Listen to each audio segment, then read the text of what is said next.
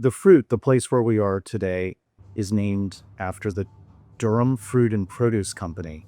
And we've developed it into a space where emerging artists can comfortably and affordably perform, practice, meet other artists, socialize. You can sell beverages, they can hang out with friends, they can bring food if they want for their audiences. It's a place for them to draw some inspiration, but also to affordably come in and not have the pressure, the commercial pressure that would exist in even some of the more fancy formal performance spaces. During college and immediately after college, I worked with refugees, mostly from Guatemala, and then was part of the immigration advocacy programs that were passed in 1986. So I have done work with Central American refugees for years. That was just an example of how surprising this sort of circle of life or professional happenstance or serendipity occurs when somebody like Joe shows up in your life.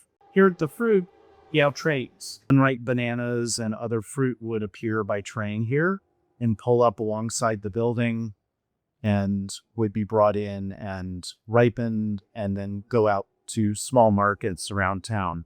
That was 100 years ago. And hence the name for the organization is now, we've just shortened it to The Fruit from Durham Fruit and Produce Company. And so it's a place for artists to produce and to be fruitful, if you pardon the pun. I learned 40 years ago that United States is better because of immigrants, whether they're people who come loaded with professional degrees, or whether it's just energy and drive and enthusiasm and gratitude for being in the country, that almost exclusively to a person makes this country better.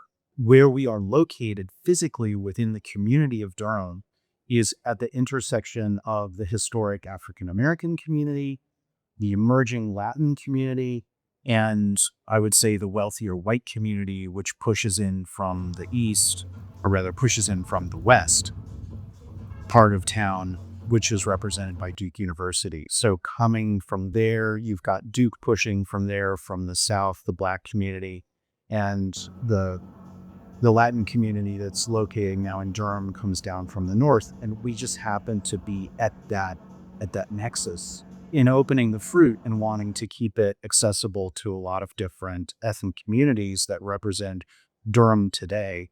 It made sense to make sure that we can have open doors to people from any ethnicity.